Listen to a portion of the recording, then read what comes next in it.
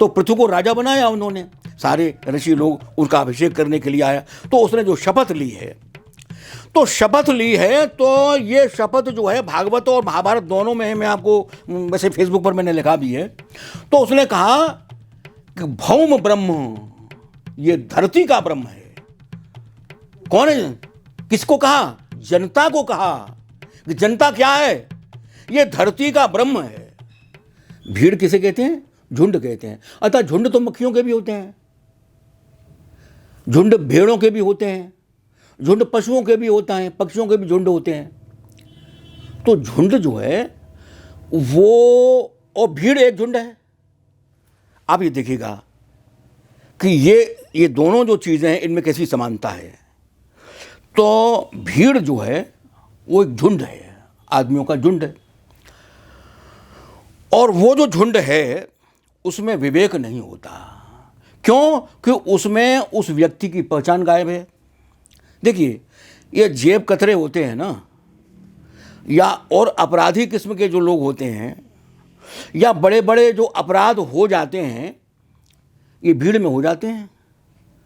भीड़ में भगदड़ मच जाती है, भीड़ में हत्याएं हो जाती हैं, भीड़ में आदमी गिर जाता है और उसके ऊपर होकर के लोग निकल जाते हैं और वो आदमी मर जाता है, वो जिंदा आदमी मर जाता है।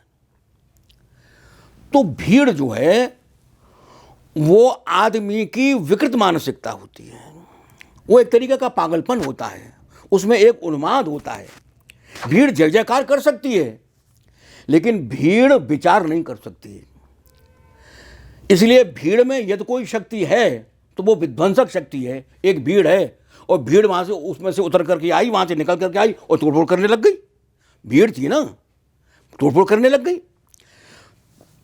तो भीड़ का माने यह है कि जहां मनुष्य की मनुष्यता गायब हो जाए, मनुष्य की पहचान गायब, कि हमको किसी ने पहचाना थोड़ी है, भीड़ में थे हम। तो ये जितने जो हिंसक जो दृश्य आप याद कर लीजिएगा, मैं नाम नहीं लेना चाहता, वे सारे जो दृश्य हैं वो भीड़ के द्वारा हुए हैं।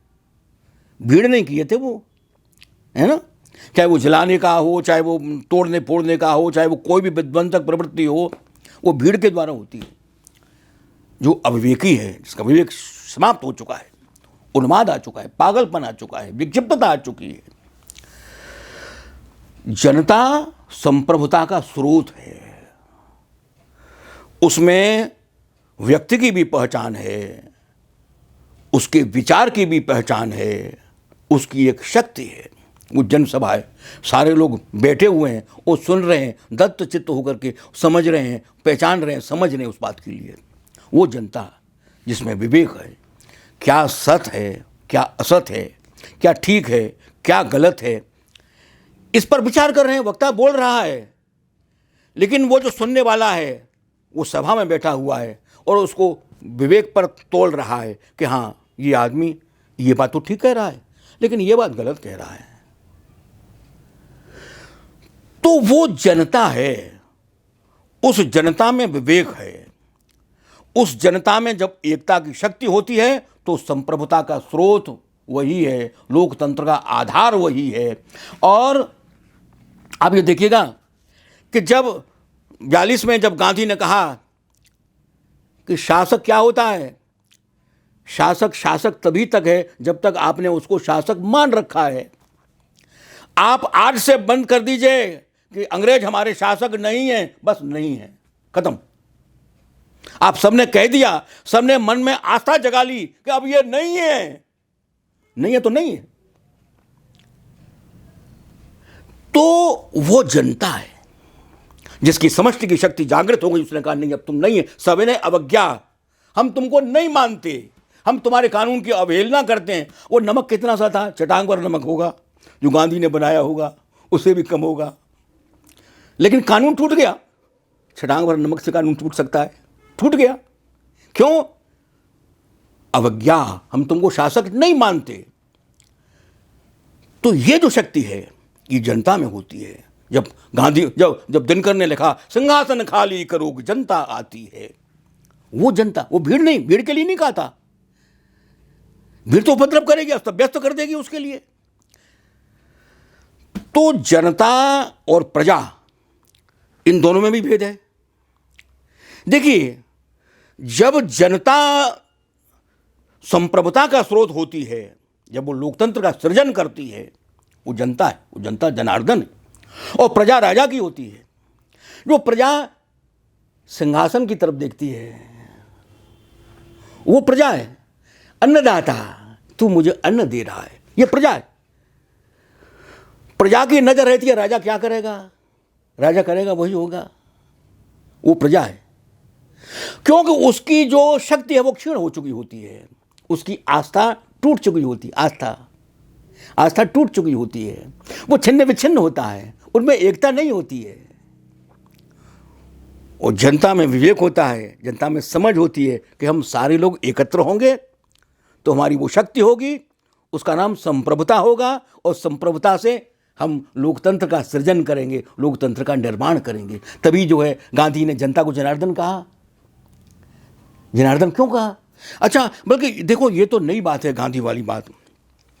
अब मैं आपको भागवत और महाभारत दोनों का प्रसंग बता रहा हूं। मैं श्लोक तो इस समय मुझे उद्धृत नहीं कर पाऊंगा।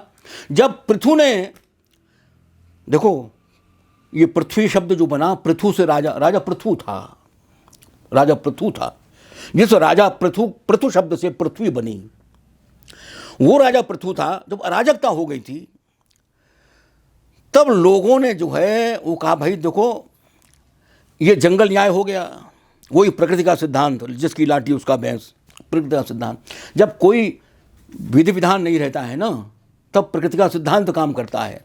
हालांकि वो किसी के भी हित में नहीं होता, क्योंकि एक लाठी वाला आज भैंस को हाँक रहा है ना, दूसरा लाठी वाला उसके पास आ गया, फिर तीसरा वाला आ गया, तो सुखी वो भी नहीं रहता है जिसका, क्योंकि भैंस तो दूसरा ही ले जाएगा, तो पता ही नहीं। इसलिए अंततः निर्बल जो है एकत्र होता है और ऐसी सत्ता का निर्माण करता है, निर्वचन करता है, समस्त सत्ता का, जिसको उसने राजा कहा था।